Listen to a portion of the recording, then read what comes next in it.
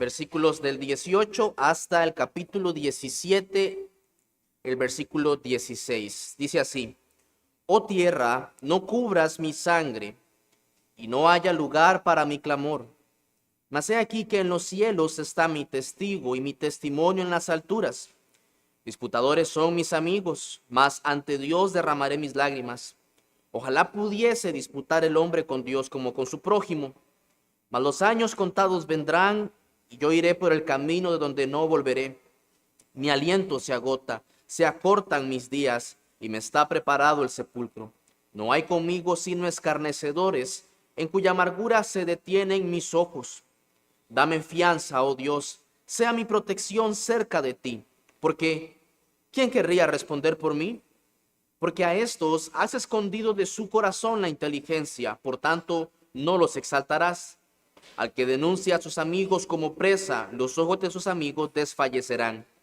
Él me ha puesto por refrán de los pueblos, y delante de ellos he sido como tamboril. Mis ojos se oscurecieron por el dolor, y mis pensamientos todos son como sombra. Los rectos se maravillarán de esto, y el inocente se levantará contra el impío. No obstante, proseguirá el justo su camino, y el limpio de manos aumentará la fuerza. Pero volved todos vosotros, y venid ahora, y no hallaré entre vosotros sabio. Pasaron mis días, fueron arrancados mis pensamientos, los designios de mi corazón. Pusieron la noche por día, y la luz se acorta delante de las tinieblas. Si yo espero, el Seol es mi casa, haré mi cama en las tinieblas. A la corrupción he dicho, mi padre eres tú, a los gusanos, mi madre y mi hermana. ¿Dónde pues estará ahora mi esperanza? Y mi esperanza, ¿quién la verá? A la profundidad del Seol descenderán, y juntamente descansarán en el polvo. Pueden tomar su lugar, vamos a orar. Señor y Dios, te alabamos y te bendecimos, y puntualmente quiero pedir tu auxilio en esta tarde para poder predicar tu palabra como es debido.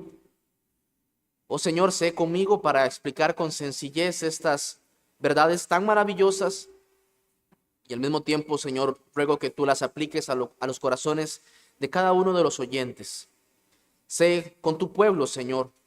Ruego, Padre, que lo que yo no pueda decir de la mejor manera, que el Espíritu Santo lo pueda traer a las conciencias y corazones de la manera en la que debería llegar. Gracias por tu palabra, Señor. Y ruego estas cosas en el nombre de Cristo Jesús. Amén. Bien, mis hermanos, estamos en el continuamos con el capítulo 16 y el 17. Y puntualmente habíamos dejado a Job en los versículos anteriores del capítulo 16, donde él realmente se había expresado de una manera en la que describía a Dios como alguien o la persona responsable de todo su sufrimiento.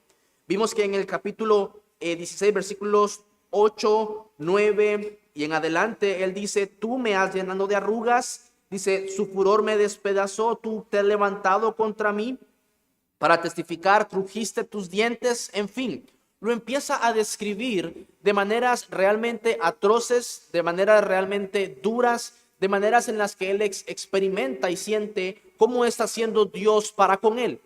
Pero ahora, los versículos que vamos a estar meditando en la tarde de hoy, él cambia un poco su discurso y de hecho es bastante paradójico. Ahora bien, Job, tiene en el versículo 18 una conversación un poco diferente.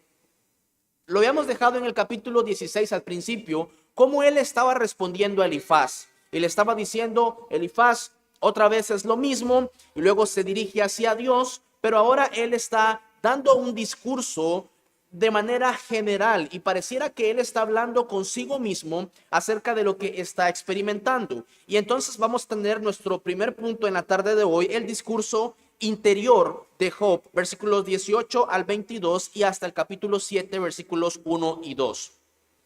Habiendo dicho esto, Job tiene una petición, versículo 18, oh tierra, no cubras mi sangre y no haya lugar para mi clamor. Primeramente, Job, al usar la palabra sangre, está dando por sentado en su entendimiento de que no va a vivir mucho tiempo. Después de todo lo que experimentó y mencionó en los versículos anteriores, él dice, no me queda mucho tiempo, es un hecho de que yo voy a morir. Por eso, dice él, después de muerto, dice, le pide a la tierra que no deje que su situación se acabe simplemente con su muerte. Por eso dice, oh tierra, no cubras mi sangre. Dice, y no haya lugar para mi clamor. Ahora, mis hermanos, esa es una expresión que es bastante familiar para nosotros.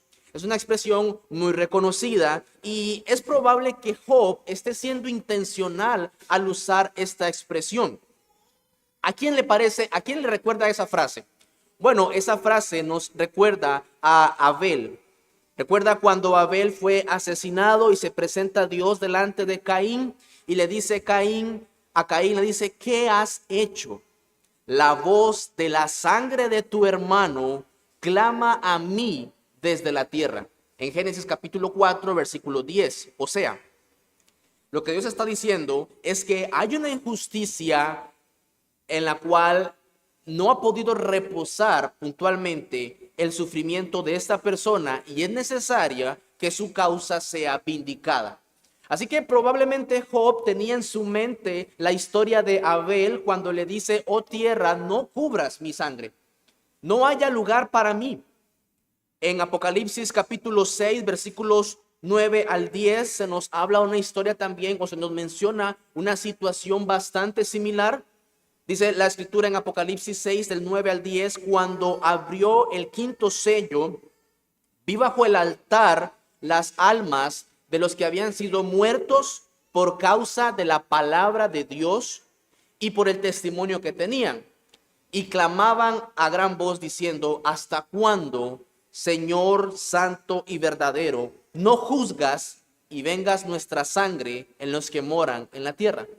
Nota cómo la expresión y la idea es bastante similar. De hecho, en Ezequiel y en Isaías también se hablan expresiones donde la sangre queda en la tierra expuesta y lo que está diciendo y lo que está haciendo es clamando por justicia.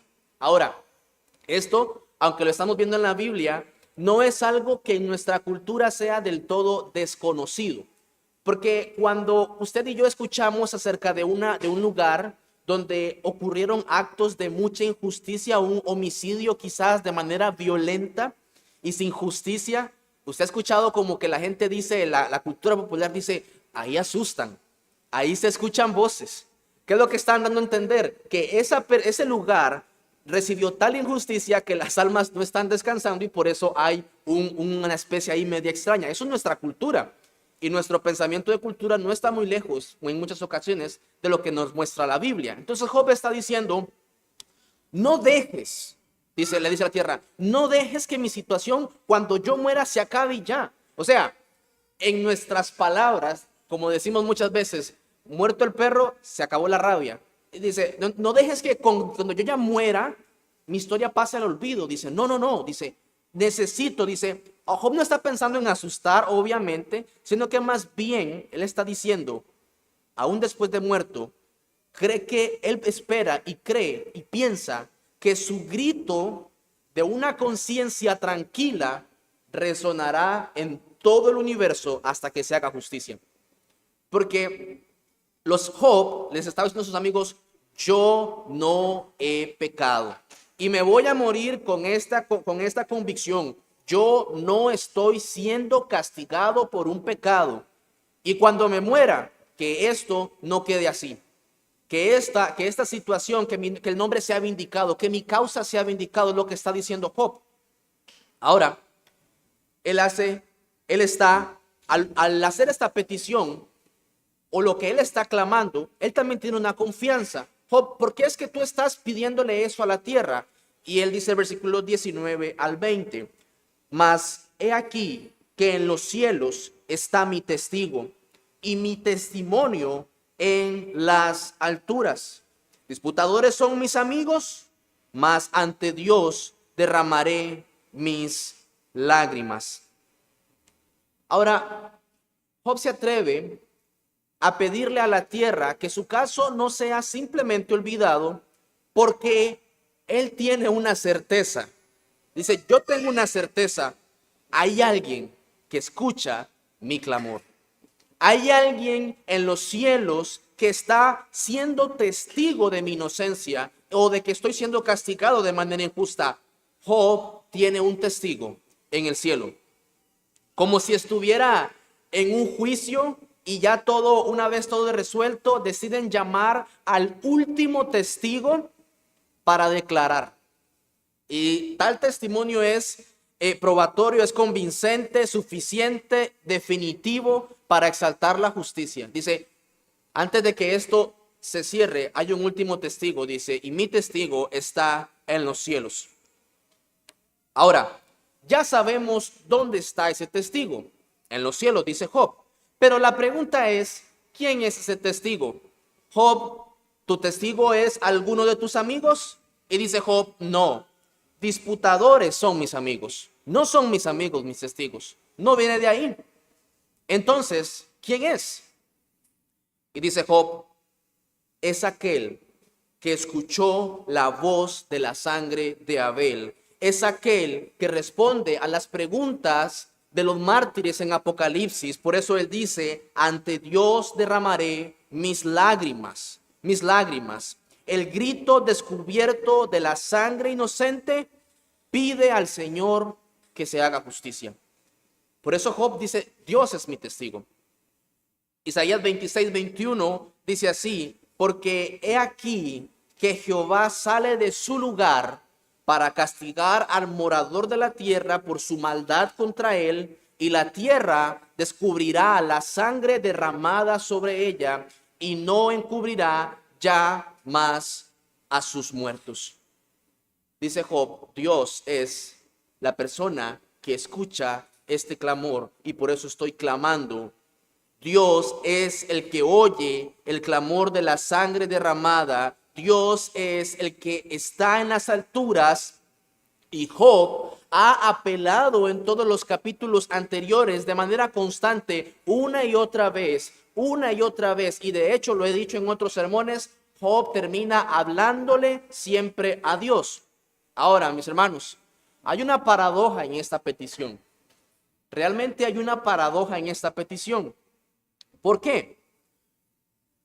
Una vez más, Job, déjame ver si entiendo tu petición.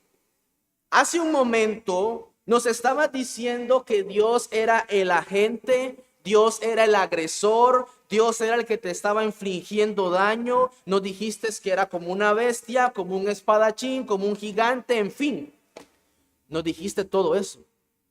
Y ahora nos dices que Dios es tu testigo. O sea, Job, para ver si te entiendo, tú estás apelando a Dios contra Dios. Es así. Nota lo que dice el versículo 21. Ojalá pudiese disputar el hombre con Dios como con su prójimo. Job singularmente dice, Dios debe defenderme de Dios. Dios, dice Job, es el que me hace sufrir, pero solo Él sabe que yo soy inocente. Ojalá, dice, ojalá pudiese disputar el hombre con Dios como con su prójimo. Y es que Job está apelando a alguien que tiene el estatus para discutir el caso con Dios como un igual. Job estaba deseando un mediador.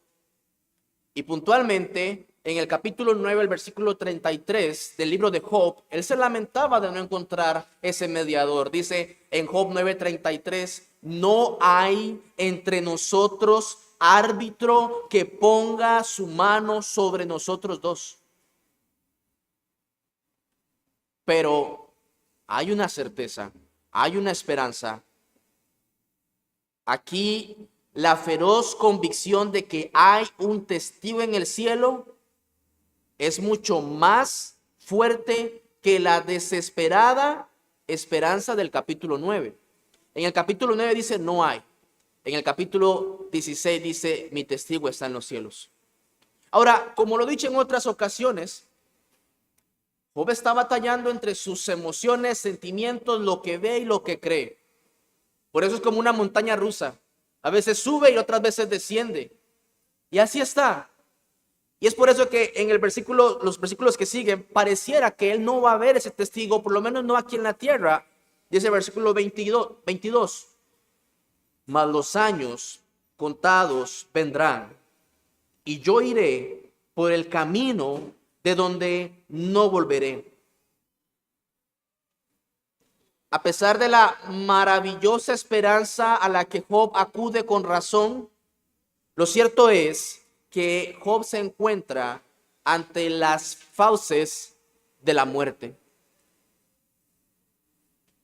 Los ojos de Job se abrieron de una manera tan maravillosa, pero ahora él ve a su alrededor, ve la realidad y dice, yo estoy muriendo.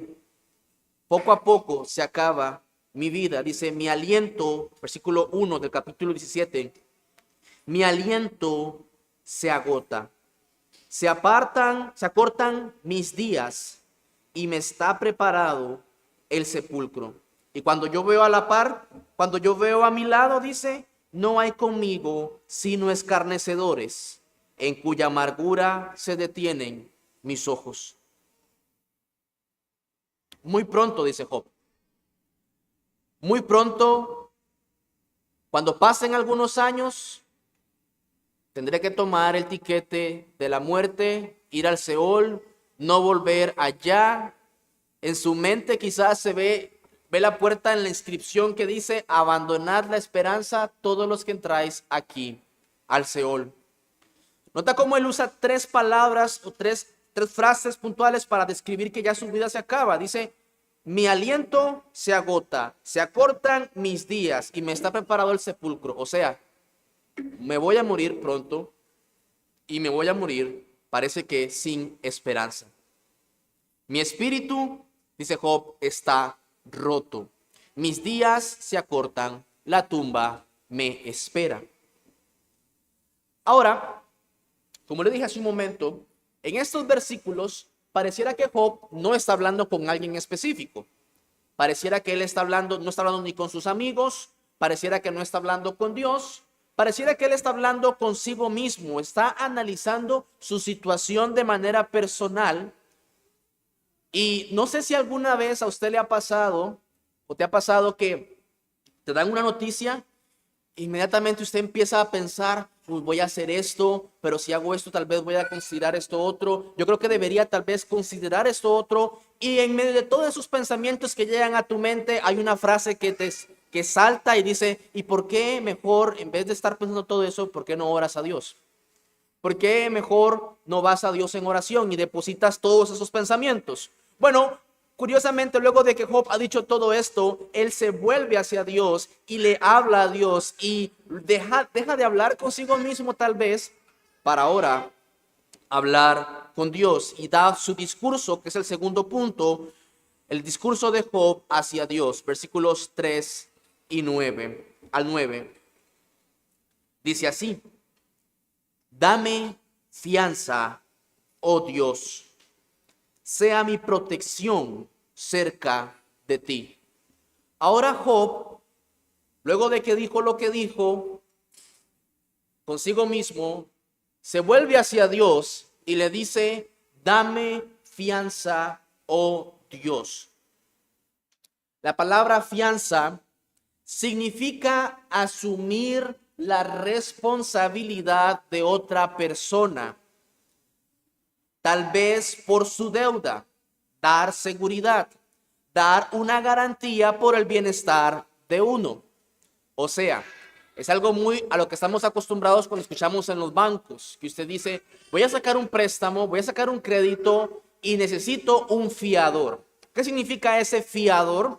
De que si por alguna razón yo no puedo pagar, me atraso o lo que sea que pase, esa otra persona va a pagar y va a seguir pagando mi deuda hasta el final o hasta que yo pueda volver a pagar esa deuda. De hecho, es uno de los problemas que encuentran los bancos, ya nadie quiere fiar porque saben que eso realmente es complicado y va a significar algo terrible. Bueno, si estoy muy endeudado y tú te comprometes amablemente a mi nombre, vas a pagar el resto de mi deuda. Eso es lo que significa la palabra fianza. Y esto de, alguien dijo una vez que más viejo que la maña de pedir fiado. ¿Escuchaba esa frase? Bueno, esto se encuentra incluso en la Biblia, la expresión fianza. En Génesis, vamos a Génesis capítulo 43, sin perder el libro de Job. Génesis capítulo 43, el versículo 9. Luego de que los hijos de Jacob fueran a Egipto a conseguir comida y todo esto, ellos se encuentran en una situación realmente comprometedora. Han pasado cosas terribles y para volver a traer alimento, tienen que llevar a el hermano de José, el menor, el hijo menor, era Benjamín. ¿Recuerdan la historia? Y Jacob les dice a ellos, Jacob les dice, no se van a llevar a Benjamín. No se van a llevar a Benjamín. O sea, José murió. José no aparece. Simeón se quedó en Egipto. No se van a llevar a Benjamín. Y mira lo que dice en Génesis 43, 9. Dice, Judá se levanta y dice, se nos acaban los alimentos, hay que ir otra vez. Y entonces Judá le dice a Jacob, yo te respondo por él, a mí me pedirás cuenta. Si yo no te lo vuelvo a traer y si no lo pongo delante de ti, seré para ti el culpable para siempre. Ahora, en Génesis 44, versículos 32 al 33, vemos la expresión donde Judá intercede por Benjamín. Capítulo 44, versículos 32 y 33.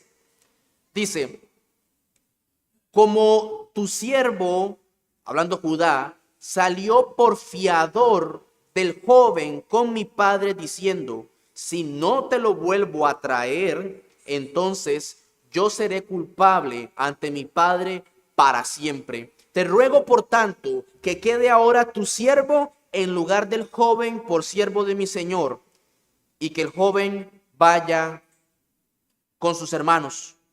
34. Porque ¿cómo volveré yo a mi padre sin el joven? No podré, por no ver el mal que sobrevendrá a mi padre.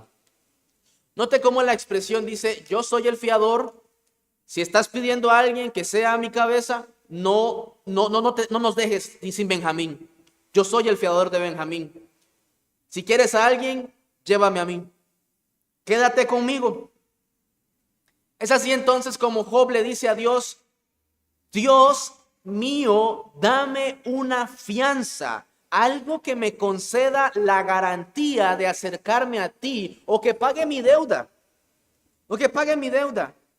La expresión que dice en el versículo 3, dice, sea mi protección cerca de ti, indica que como Dios es el que lo está castigando, solo Dios puede conseguir esa garantía y esa fianza que sea convincente para Dios mismo. Una de las cosas que tenía que pasar o que tiene que pasar para que se pueda dar esa transacción de fiador es que la persona que está concediendo este beneficio tiene que estar realmente convencido de que puede el fiador pagar su deuda. De hecho, en el mismo Génesis, capítulo 42, versículos 37 y 38, Rubén, antes que Judá, le dice a Jacob, dice la escritura, y Rubén habló a su padre diciendo, harás morir a mis dos hijos si no te lo devuelvo. Entrégalo en mi mano, que yo lo devolveré a ti. Note cómo Rubén dice, mis hijos son mi fianza. Tómalos a ellos, si no te traigo a Benjamín. ¿Y qué le dijo Jacob? Jacob le dijo, no descenderá mi hijo con vosotros. No confío en esa fianza. No confío. Por eso es que Job dice, dame una fianza que tú estés dispuesto a aceptar. Dame algo que tú estés realmente satisfecho con esa fianza. Ahora, Job, ¿por qué le pides eso a Dios? ¿Por qué pides que Dios sea el que te dé esa fianza? Aparte de porque es el único que puede confiar en ti. Dice Job, versículo 3, el final, dice, porque ¿quién querría responder por mí? ¿Quién va a querer responder por mí? Ya no valgo nada. Estoy casi que muerto. Y Dios es el que me está castigando. ¿Quién estaría dispuesto a ser mi fiador? Otra de las cosas que ocurría cuando se daba una fianza en el tiempo de la Biblia es que, al parecer, en presencia de testigos, la persona que salía fiadora de otra tenía que chocar o estrechar o extender su mano a la mano del acreedor de la transacción y prometer que asumiría las obligaciones del deudor si no pagaba. O sea, no había que firmar un contrato. Chocaba la mano, dame tu mano, y ahí se cerraba el contrato. Este era un acto en el Oriente que daba a entender que se había sellado la transacción. Y dice Job, ¿quién va a querer chocar las manos conmigo y ser mi fiador? Si no tengo nada, ya todo lo perdí, ni mi propia salud. Es más, piensan que soy un pecador. Job, ¿y por qué no le dices a alguno de tus amigos que han venido desde tan lejos? Recuerdan que la palabra amigo en la Biblia era una palabra realmente pesada. No cualquiera era un amigo. Es más, en la Biblia no existían los mejores amigos. Dice, son amigos y nada más. Un amigo era alguien realmente íntimo. Mira, Job, tus amigos vinieron desde lejos. ¿Por qué tus amigos, uno de tus amigos? Tienes 3. Pídele a uno que sea tu fiador. Dice Job, versículo 4. A estos, ¿por qué no? Porque a estos has escondido su corazón la inteligencia, de su corazón la inteligencia. Por tanto, no los exaltarás. Dice Job, no puedo confiar en ellos. No son sabios, no son inteligentes, no son correctos. Estos hombres no son de fiar. Me han conocido toda la vida. Hemos compartido grandes experiencias, grandes conocimientos. Saben cómo soy y hoy me dicen que yo soy un pecador. Ellos no son de fiar. No puedo tenerlos como fiadores. Por eso Job busca en Dios alguien que le ayude entre Dios y sus amigos, porque él está percibiendo el ataque de parte de Dios y al mismo tiempo el ataque de sus amigos más cercanos e íntimos. Noten cómo él está, como diríamos, entre la espada y la pared. Dios me ataca y mis amigos cuando hablan me atacan. Necesito a alguien en el medio. Necesito a alguien en el medio. Que alguien me auxilie en ambos frentes de batalla.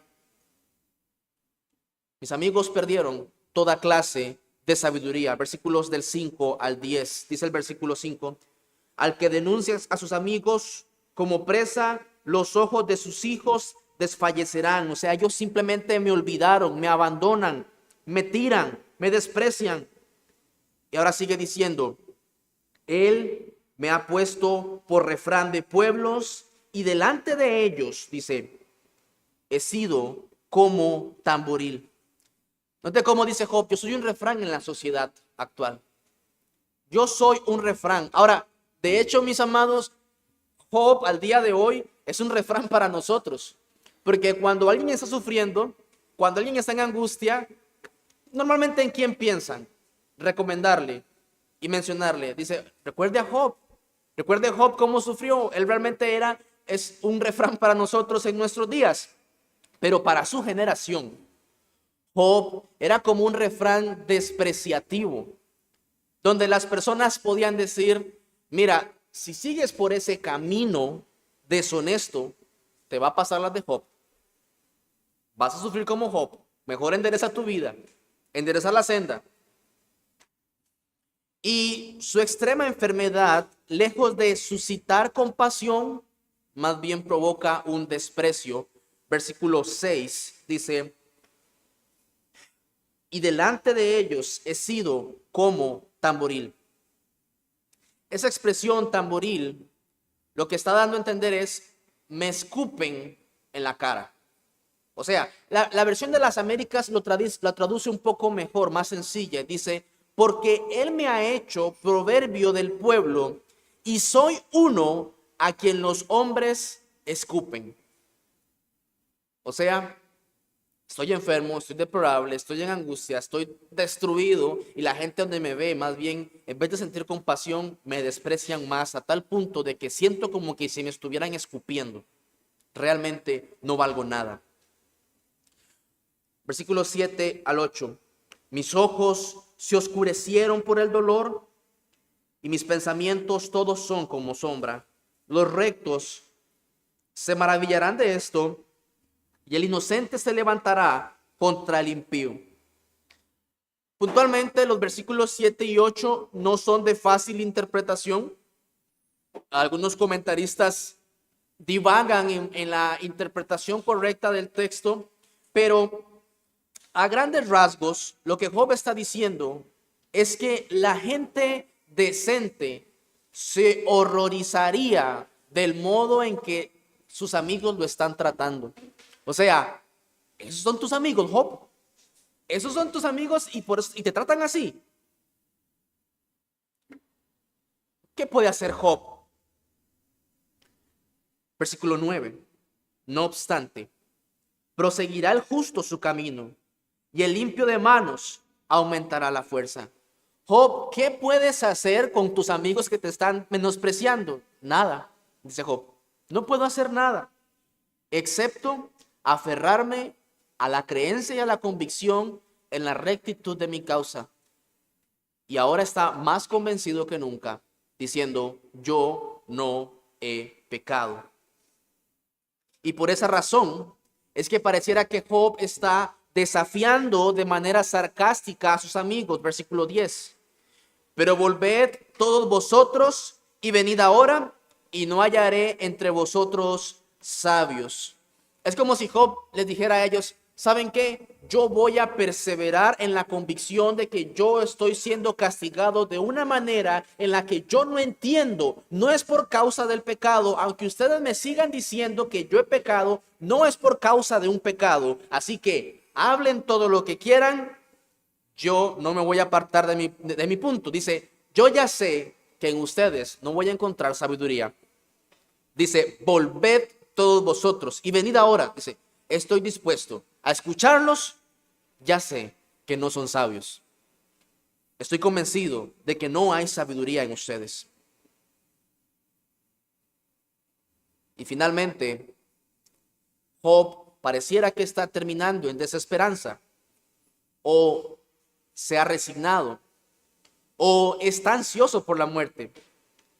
Versículo 11 al 16. Pasaron mis días, fueron arrancados mis pensamientos, los designios de mi corazón.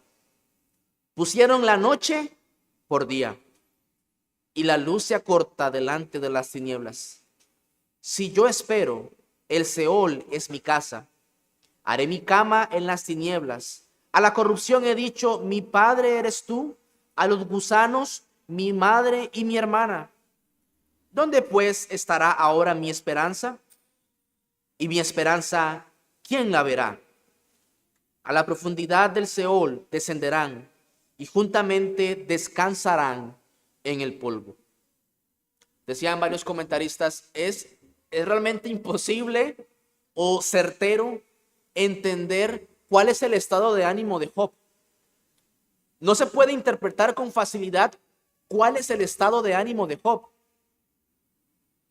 Él habla acerca de que fueron arrancados sus pensamientos, y luego dice, yo espero, el Seol es mi casa, haré mi cama en las tinieblas, pero luego habla acerca de que a la corrupción he dicho, mi padre eres tú. Esa palabra corrupción no es de corrupto, de pecado, sino más bien que se está ya muriendo. Dice ya, eres mi padre, a los gusanos mi madre y mi hermana, o sea, algo muy cercano. O sea, ¿cómo ves la muerte, Job? ¿Como algo bueno o como algo malo? ¿Estás ansioso por la muerte como en el capítulo 3? ¿Temes a la muerte como en el capítulo 10? ¿La ve como el siguiente paso hacia una nueva posibilidad de vida, como en el capítulo 14?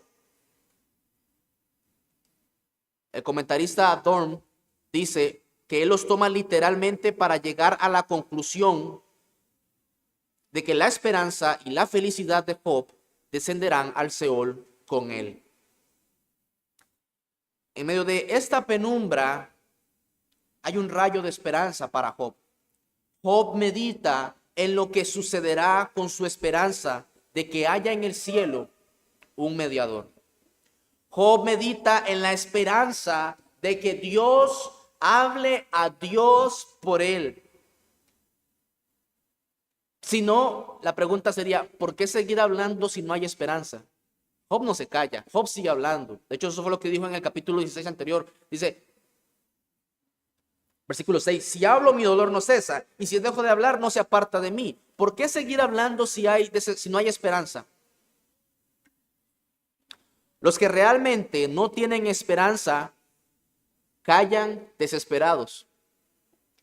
Hay aquí entonces una paradoja de fe en las elocuentes expresiones de desesperación de Job.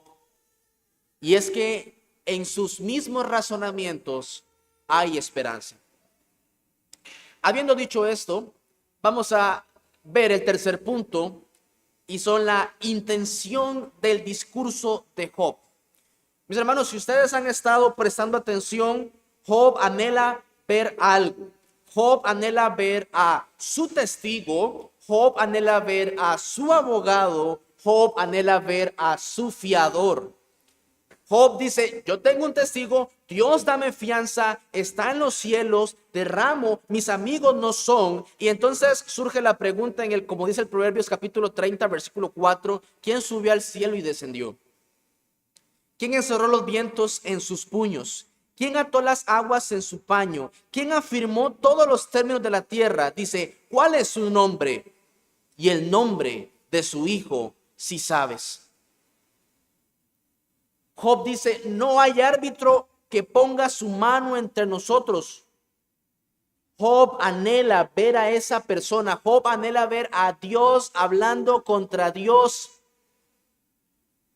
Por eso cuando Job dice, no hay entre nosotros, no hay un árbitro, mis amados, nosotros podemos responder con confianza, sin duda, sin temor, con certeza. Job, sí lo hay. Por supuesto que sí lo hay. Cuando dice, ojalá pudiese el hombre disputar con Dios como su prójimo, nosotros podemos decirle, Job, sí se puede. Sí se puede. No es que el hombre está hablando con Dios y se echa un pleito con Dios. No, para nada. Para nada. Job en realidad dice, yo anhelo que Dios nos escuche, que Dios me escuche, que Dios me atienda. Mis hermanos, nosotros tenemos la certeza de que Dios nos escucha y nos atiende, no por nuestras palabras, no por nuestra elocuencia, no por nuestras buenas obras, ni siquiera porque no son ningunas, como decía el hermano Derron en la mañana. No tenemos ninguna buena obra, pero podemos hablar con Dios. Dios nos escucha cuando clamamos a Él. Decía Matthew Henry, los que derraman lágrimas ante Dios, aunque no puedan rogar por sí mismos debido a sus defectos, tienen un amigo que los defiende. El mismísimo Hijo del Hombre, en quien debemos asentar todas nuestras esperanzas de aceptación por parte de Dios. Dice el proverbio, ¿cuál es el nombre? ¿Cuál es su nombre? Y el nombre de su hijo, si sabes. Y en Mateo capítulo 1, versículo 21 dice, llamará su nombre Jesús, porque él salvará a su pueblo de sus pecados. Jesús es su nombre. Hermanos, este texto, esta búsqueda, este anhelo, claramente nos presenta y nos muestra a Cristo. Cristo es Dios mismo y es Cristo el Dios que nos defiende de Dios mismo. Él es aquel verbo hecho carne, Él es el gran yo soy que vio Moisés, Él es nuestro Emmanuel, que traducido es Dios con nosotros. Él es de quien Tomás dijo, luego de haberle visto, Señor mío y Dios mío. Él es Cristo, es el verdadero fiador que necesita Job. Dice Job, dame fianza. Y Cristo no solamente es el fiador, Cristo es el mejor fiador. Dice en Hebreos capítulo 7, 22 que Jesús es hecho fiador de un mejor pacto. Dice que nosotros fuimos salvados antes de la fundación. Cristo fue entregado antes de la fundación del mundo. Este pacto de salvación es constituido antes de la fundación del mundo. Dios presenta su caso como Él va a salvar a pecadores que no se podían salvar a sí mismos por causa de sus pecados. Y Cristo dice, yo estoy de acuerdo, yo voy a ser el fiador de ellos, yo voy a pagar por ellos. Estrecha su mano con Dios. Luego desciende a la tierra y estrecha su mano con los hijos de los hombres y dice, yo voy a ser el fiador. Jesús es el verdadero Judá que le está diciendo a Dios, yo te respondo por él, a mí me pedirás cuentas. A mí.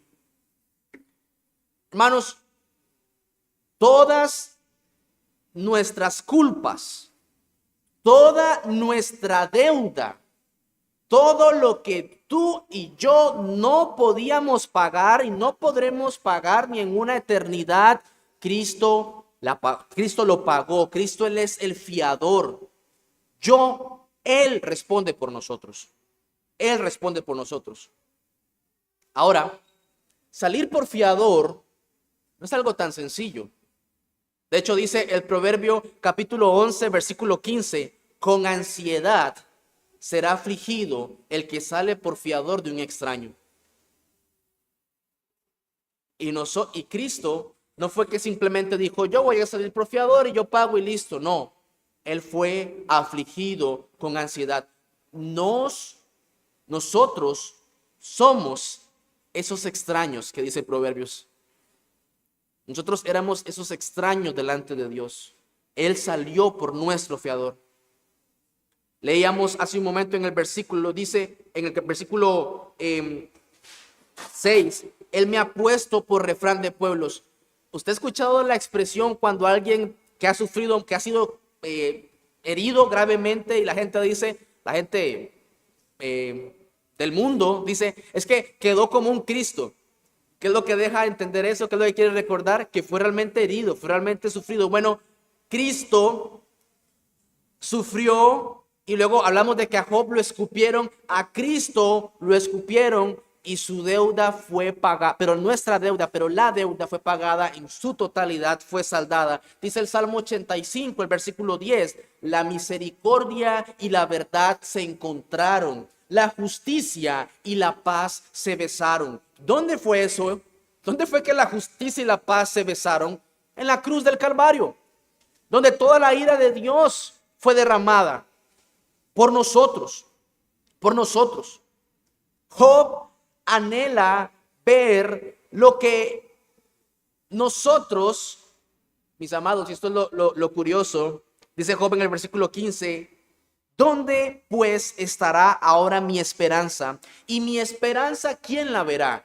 Dice Job, yo no sé si voy a ver esa esperanza.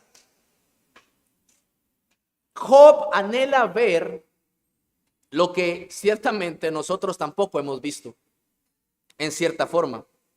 ¿Por qué? ¿A qué me refiero? Job no vio puntualmente a Cristo. Nosotros no hemos visto puntualmente a Cristo. Pero dice Cristo, bienaventurados los que no vieron y creyeron. Bienaventurados los que no vieron y creyeron. En primera de Pedro capítulo 1, versículo 8 dice, a quien amáis sin haberle visto, en quien creyendo, aunque ahora no lo veáis, os alegráis con gozo inefable y glorioso. Miren, mis hermanos, yo sé que esta es una de las verdades a las que ya en cierta forma conocemos. Ya es algo a lo que estamos relativamente familiarizados, hermanos, pero que estas verdades no dejen de sorprendernos. Job está siendo casi como un profeta. Está hablando de aquel a quien nosotros hemos visto, de aquel a quien nosotros podemos disfrutar, podemos descansar. No dejemos de asombrarnos en nuestra día a día.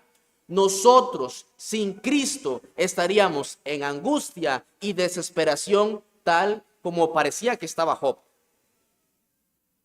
Job puntualmente no sabe cómo sobrellevar su angustia en cierta forma, en cierto sentido, pero nosotros tenemos a Cristo, ese verdadero amigo, esa persona de confianza en quien tenemos esperanza, certeza, gozo absoluto y vida eterna. Oh, cuán dulce es fiar en Cristo. Acabamos de cantar. Cuán dulce es fiar en Cristo. Y el himno lo expresa todavía mejor cuando dice, y entregarse todo a Él.